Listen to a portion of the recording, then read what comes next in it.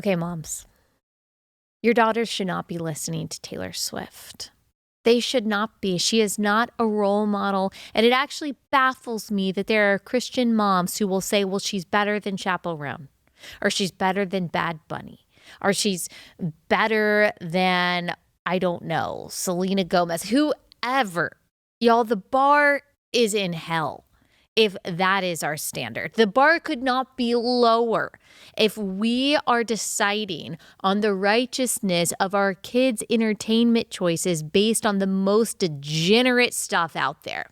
That is not how Christians should be thinking. We are to pursue what is excellent, what is good, what is praiseworthy, and Taylor Swift's music at this point is none of those things. Okay, we're excited that she's getting married. I'm excited that she's getting married. We're excited that she has found a man that she can commit to and love. Yay. We are excited that she is not celebrating being a homosexual like so many pop artists today. Yay. Okay, we can acknowledge all of those things. We can say that maybe she's not as depraved and disturbed as some of the pop artists out there. All right, we can acknowledge all of that, while also acknowledging that she is not placing good, pure, praiseworthy, and excellent thoughts in our minds and in the minds of our very impressionable daughters.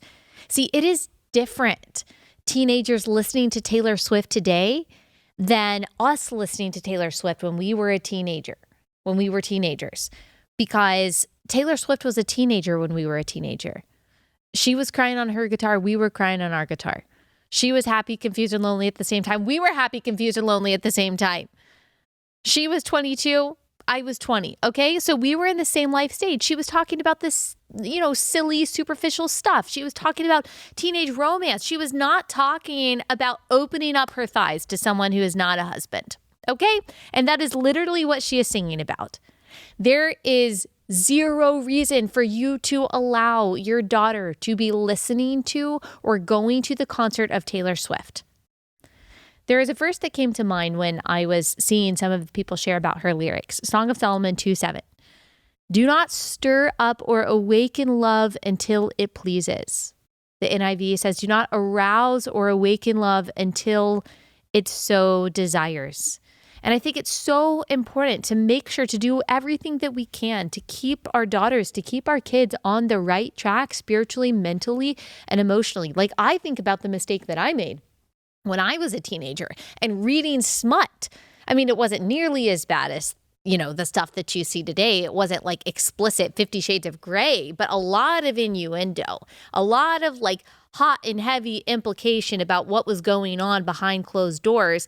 That kind of Twilight stuff I should not have been reading as a 16, 17-year-old alone in my room, because it creates in you a desire that cannot be fulfilled in a holy way. And purposely consuming content that creates in you, whether you're an adult, but especially as a teenager, that creates in you a desire, a longing that may be natural, but cannot be fulfilled in a way that is honoring to God, is not good. And we as parents are called to steward our children. We can't control them.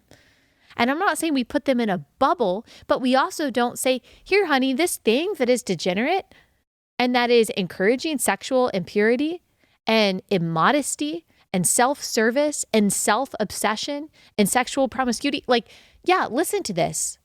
Let's be entertained by the sins that Christ died for.